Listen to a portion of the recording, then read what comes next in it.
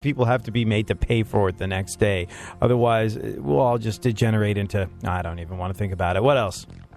A Louisiana man shot his friend for handing him a Busch beer instead of a Budweiser. See? Drinking needs consequences. Shot his friend. A friend of his. Shot his friend for handing him a Busch beer instead of a Budweiser. In his defense, it's Louisiana. You ever been there? End of discussion. Go on. Microsoft is phasing out Internet Explorer. Yeah, we talked about this. It's weird when pieces of technology become nostalgic. I don't know about you, but I find myself missing little relics from the past all the time. I feel bad that future generations won't know the unmitigated joy of using a ballpoint pen to rewind their cassette tapes on the school bus to save the batteries on their Walkman. I miss those. I miss slicing my fingers open with trying to get the shrink wrap off of compact discs. And, well, Microsoft, they're phasing out Internet Explorer. I feel sad about that, mostly because that's where I store all my porn bookmarks, but it also makes me a little nostalgic, too. What am I going to do with my CompuServe website now? Yeah, I don't know about you, but when I heard that my favorite computer company was killing off my favorite browser, I was so upset, I put down my Discman, rushed to the payphone, and paged all my buddies. Beep, beep, beep. Prince Charles visited President Obama in the White House? Yep. A powerless figurehead known for his big ears meeting with a member of British royalty. See what I did there? There's a twist ending. This feels so understand.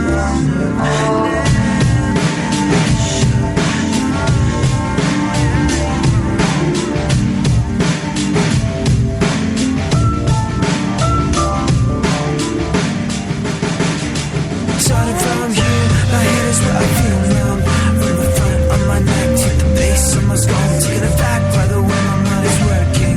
Like that, my emotion, my control is always shaking. So no, it'll be nothing at all. My mind is like an empty hole. I wanna be calm for help, but all my friends are like a pressure valve. And what I need is salvation and a little bit of patience.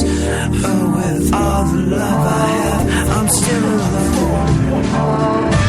There's feeling something I would never wish upon anyone. There's feeling something I would never wish upon anyone.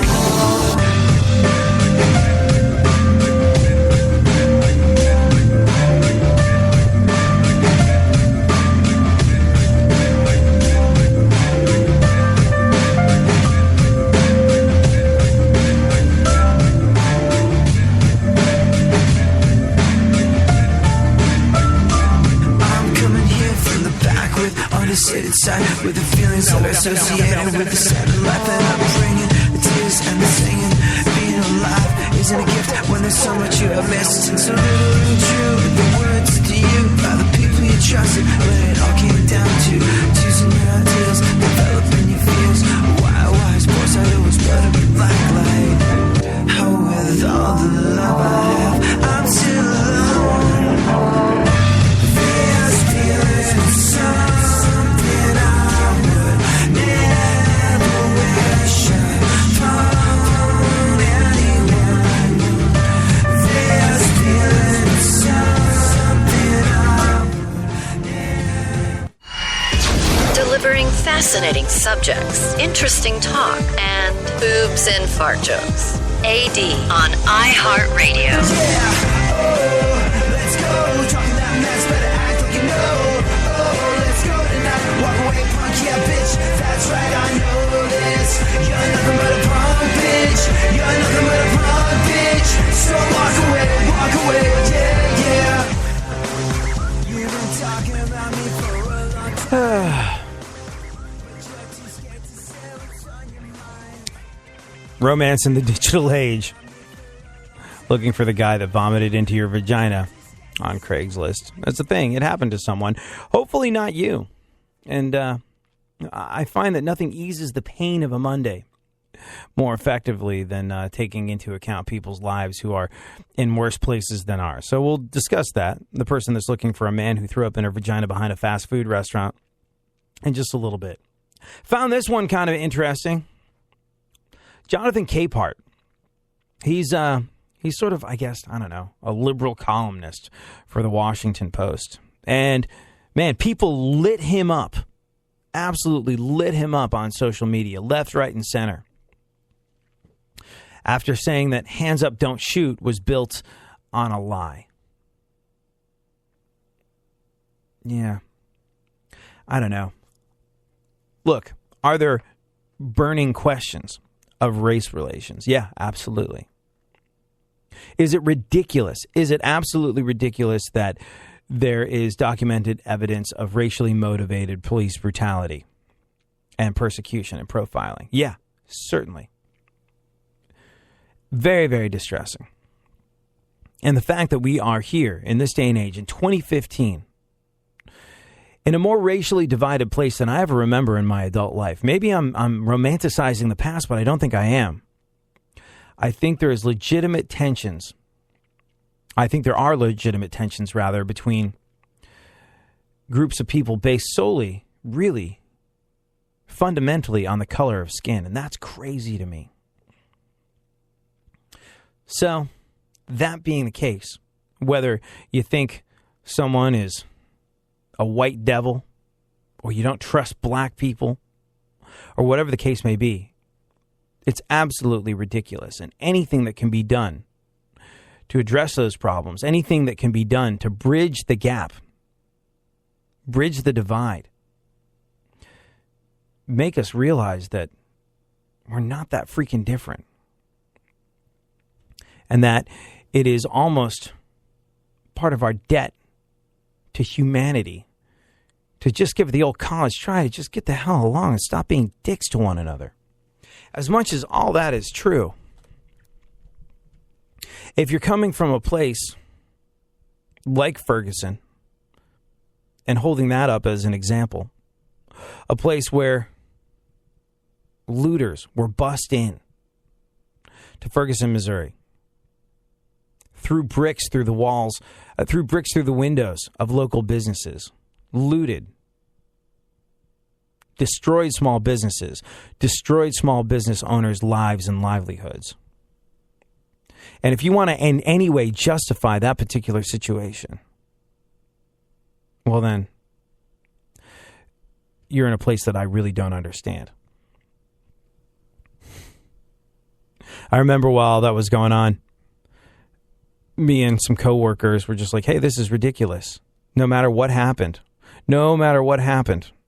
between that cop and that kid, no matter what happened, and no matter the lack of evidence, or no matter what evidence comes up, no matter what happened in that particular situation, looting a family-owned local business, looting anything, rioting in any way, shape, or form, causing damage, serves no good whatsoever. It's crazy. Absolutely, hands down, 100 million% crazy. And I remember when I pointed that out, both on this show and on social media, I got called out by people for being a, and I quote, riot shamer. Stop riot shaming. Rioting's a shameful thing. Descending to the level of animals, destroying other people's property that had nothing to do with the thing that you're angry about, justifiably or not. You damn Skippy, I'm going to shame rioters. Stop riot shaming. Most ridiculous thing I've ever heard. And Jonathan Capehart, who is a liberal columnist for the Washington Post, sort of felt the same way. And he said very clearly, Hands Up, Don't Shoot was built on a lie. Fellow black people called him a sellout. Fellow black people called him a house negro. A house negro. You kidding me? He was one of the few liberal voices to acknowledge that the Hands Up, Don't Shoot mantra was built on something that was, well, decidedly shaky ground. Or as he called it, a complete lie.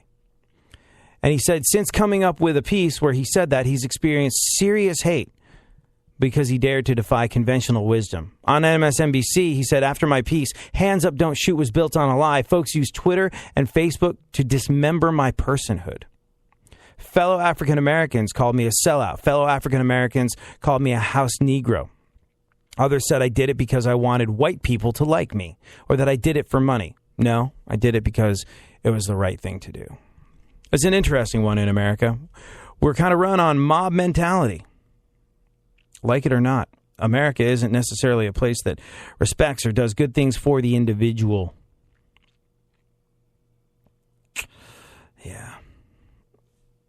And when you dare to express an opinion that doesn't go along with a conventional wisdom, that doesn't go on with a herd mentality, that doesn't go along with a mob, people are awfully quick to cut you down.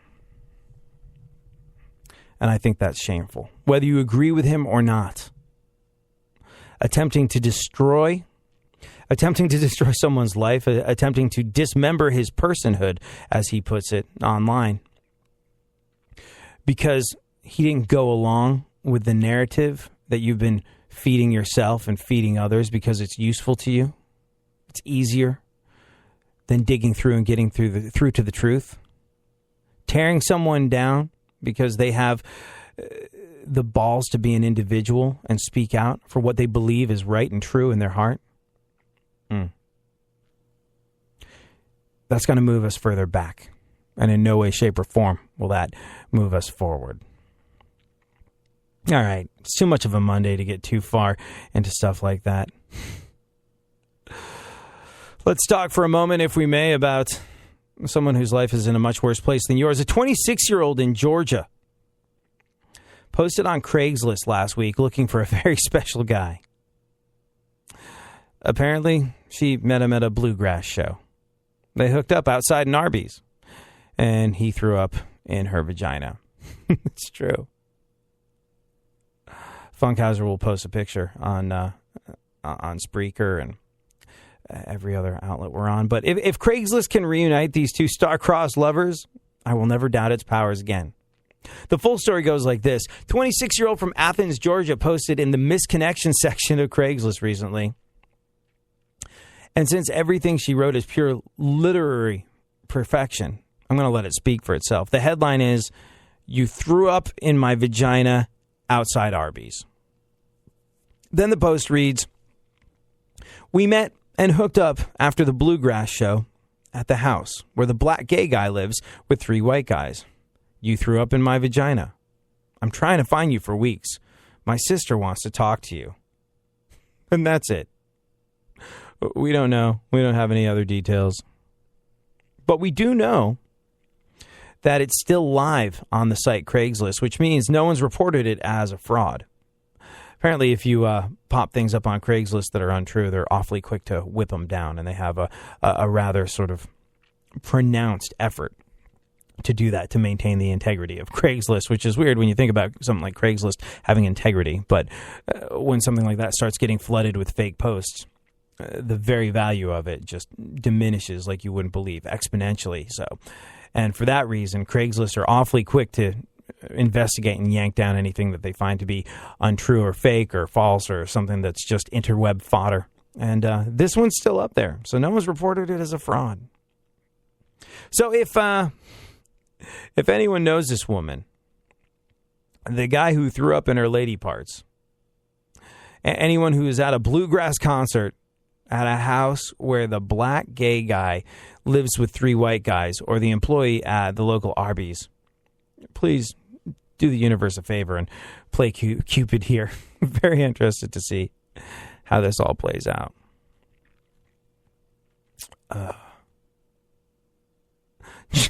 John Cryer.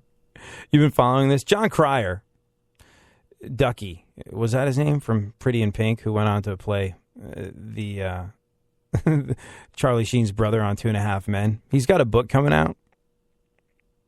I guess being close to Charlie Sheen is its own kind of roller coaster ride. John Cryer provided some insight into that in his new book, So That Happened. He said during season 2 of 2.5 Men, Charlie's marriage to Denise Richards was ending around the same time John became single, And Charlie helped John out by introducing him to the world of prostitution. John said, quote, "I was in a bad state right after my divorce, and I